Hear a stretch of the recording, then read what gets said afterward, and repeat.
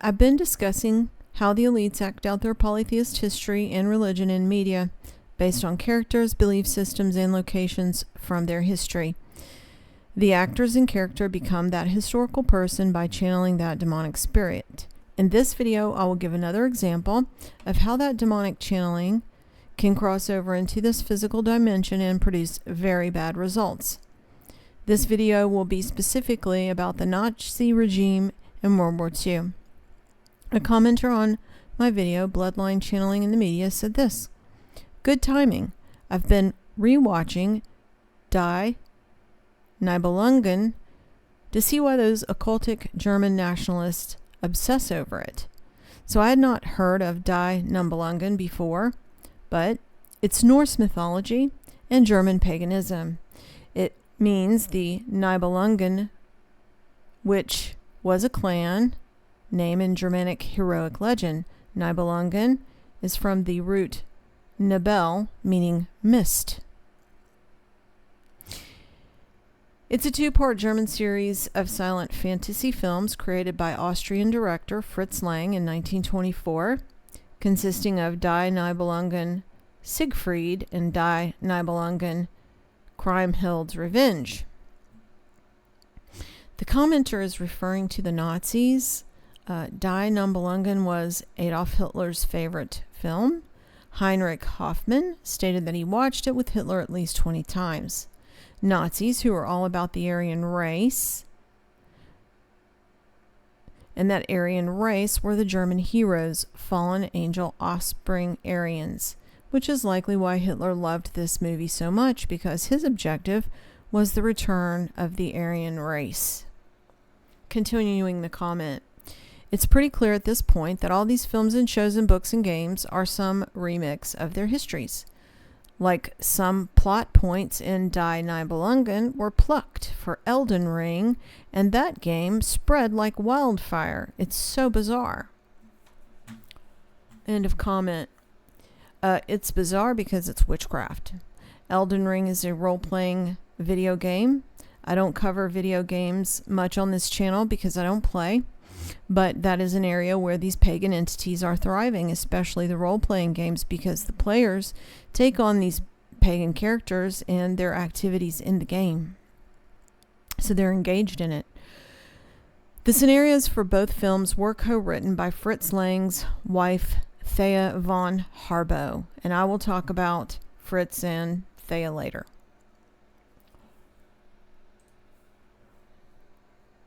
That silent movie was based on the epic poem Nibelungenlied, written around 1200 AD. I'm going to also talk about that poem later. But poets are bards, who are professional storytellers employed by a monarch to commemorate one or more of their ancestors and praise their activities. Bards are also music composers, including opera composers, and oral historians, who were also referred to as bards. In the modern day, musicians, opera composers, authors, theater directors, screenplay writers, and movie directors, and even actors and actresses are all still bards, commemorating the elites and their history and activities. Die Nibelungen received its UK premiere at the Royal Albert Hall in London in 1924, and then it moved to the US in 1928. I think the release dates are important in correlation to the world wars, which Gary Wayne says were just a war between elite cousins over power. In other words, a Game of Thrones, so to say. So World War I was 1914 to 1918, and World War II was 1939 to 1949. So this film would have sat right in between those time periods. In the silent film, the title character is Siegfried, a prince and legendary hero of Germanic heroic legend known as the Dragon Slayer. Germanic heroic legend originated in the 4th century AD and was transmitted orally. Historic legends are attested in Anglo-Saxon England, medieval Scandinavia, and medieval Germany. German sources are made up of numerous heroic epics, of which the most famous is Nibelungenlied, which is the poem that this movie was based on. The majority of the preserved legendary material seems to have originated with the Goths in Burgundy, the adventures and death of the hero Siegfried, and the Huns' destruction of the kingdom of Burgundy under King Gundahar. Siegfried's story is first attested on a series of carvings including rune stones from Sweden and stone crosses from the British Isles, dated from the 11th century. He was inspired by figures from the Frankish Merovingian dynasty. Remember, the Franks were originally Germanic.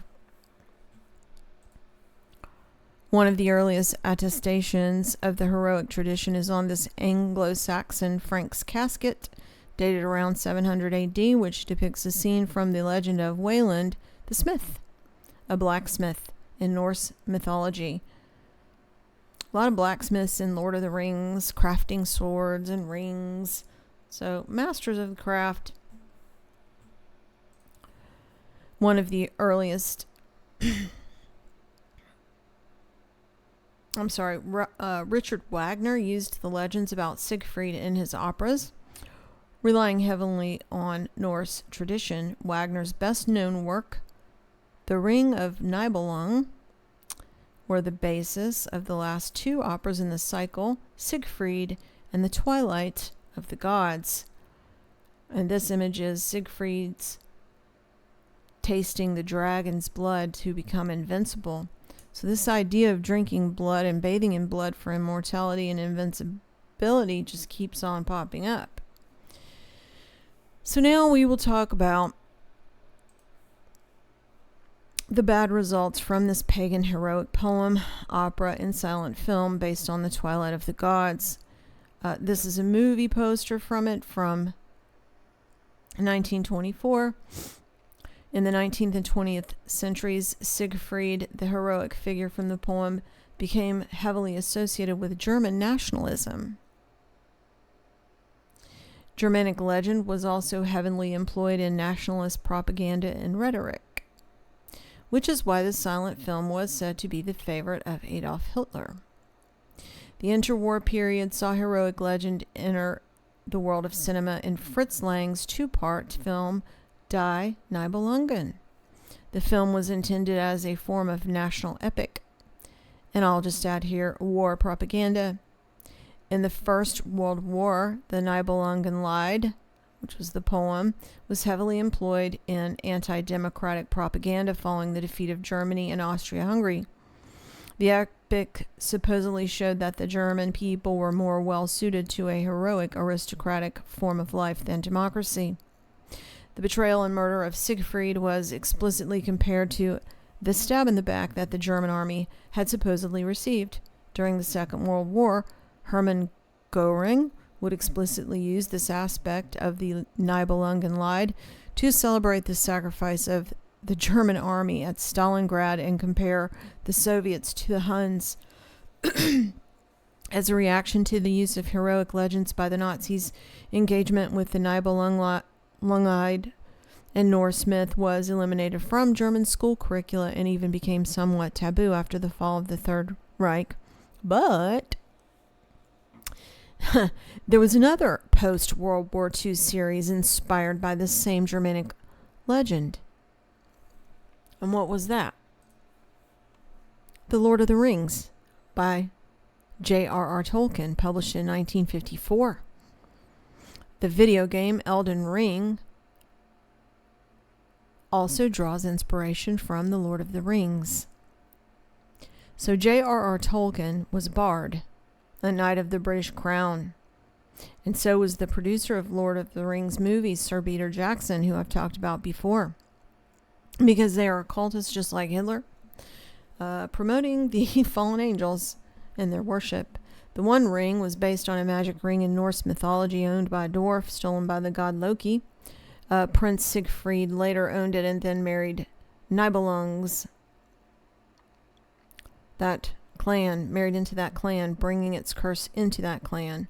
Nibelung is used to denote the Burgundian royal house, or the House of Burgundy, from the Kingdom of Burgundy, which encompassed parts of modern-day France, Switzerland, and Italy. And they were Gauls. like Lestat, to Lyon Court, Lyon, France being the capital city of the Gauls, whose royalty were pagan, fallen angel worshippers. In the silent movie, Siegfried wants to marry the Princess of Burgundy, so he sets off through the woods of Woden, where he encounters and slays a dragon. He touches its blood and suddenly understands the language of the birds. And the birds instruct him to bathe in the dragon's blood in order to become invincible. So that idea of drinking and bathing in blood for immortality and invincibility just keeps popping up. So here is a page from the manuscript of the poem, and I'm not going to review that poem, but it's been called the most powerful of the German epics. Nibelungen Lied. This is artwork from the 1800s inspired by that epic titled Gunther's Wedding Night, and Gunther is another heroic character from the epic, a king, I think, and he seems rather large. So now let's talk about the director and screenplay writer of Die Nibelungen. Die Nibelungen, again, is based on pagan Norse mythology, which was used as war propaganda to support genocide in the war between cousins that was adored by Hitler and inspired The Lord of the Rings, and later became a role-playing game, video game Elden Ring, which spread like wildfire, apparently. So it was directed by Fritz Lang. And oh my, he has one eye darkened, doesn't he? Fritz Lang was an Austrian-born film director, screenwriter, and producer who worked in Germany and later the U.S., dubbed the Master of Darkness by the British Film Institute. He's been cited as one of the most influential filmmakers of all time. Lang's work spans 5 decades, from Germany to Paris to Hollywood. His most celebrated films included Metropolis, released in 1927. His 1929 film, The Woman in the Moon, showcased the use of a multi-staged rocket and also pioneered the concept of a rocket launch pad and the rocket launch countdown clock. He was in the Imperial Austrian Army during World War I, which is where they claim he got his eye lost. But during his convalescence, he began writing plays. He married a theater actress, Elizabeth Rosenthal, who died of a gunshot wound in their bathtub in 1920. The shot was deemed to have been fired by Lang's World War I revolver. Lang and his future wife, Harbaugh, claimed that Rosenthal had shot herself, and Lang and Harbaugh were charged with failure to render aid, but the charge was soon dropped. In 1920, Lang met his future second wife, the writer Thea von Harbaugh, through director Joe May, who co-wrote every Harbaugh-Lang film until 1933. The 5-hour Die Nibelungen, the dystopian film Metropolis, and the science fiction film Woman in the Moon. Lang made 22 features in his 20-year American career, working in a variety of genres in every major studio in Hollywood. So who was his wife, Thea von Harbaugh?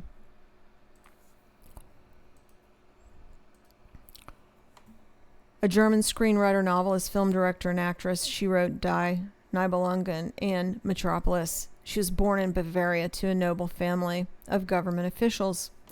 As a child, she was educated in a convent by private tutors who taught her several languages as well as piano and violin.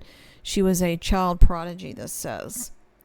So in a prior video, I mentioned that the bloodliners believe they are supreme based on genealogy and education, and this is the type of education I'm referring to, along with the type of education they get in secret societies. So she and Lang began an affair before the death of Lang's first wife, and then they married in 1922, then began working on the script for Die Nibelungen. She was also involved in politics. She was pro-abortion. With Adolf Hitler's rise to power in 1933, the German film industry began to be used for propaganda purposes. von Harbaugh was loyal to that new Nazi regime. And this monument to her in her hometown appears to be a standing stone. Now, regarding the Elden Ring role-playing video game, which is the most modern remnant of all of this, that has, quote, spread like wildfire, which engages the players and immerses them in all of this. The world building was provided by the writer George R.R. Martin, who wrote the books that the Game of Thrones series was based on, referred to as the American Tolkien. George R.R. Martin is. It says players can use several types of weapons and magic spells. It's an open world game based on Dark Souls and Bloodborne. Elden Ring won several Game of the Year awards and has been cited as one of the greatest games of all time, with praise directed towards its open world, gameplay systems, and setting. It sold over 30 million copies, making it one of the best-selling games of all time. Elden Ring takes place in the lands between, a realm influenced by entities called outer gods. So the players are actively engaging in this pagan Norse mythology, which was used as war propaganda to support the genocide in the war between cousins that was adored by Hitler and inspired The Lord of the Rings and the Game of Thrones. This is a transformation sequence from Die Nibelungen. It's Siegfried's last farewell to his lover. And it's also represented in the Elden Ring game. Thanks for listening.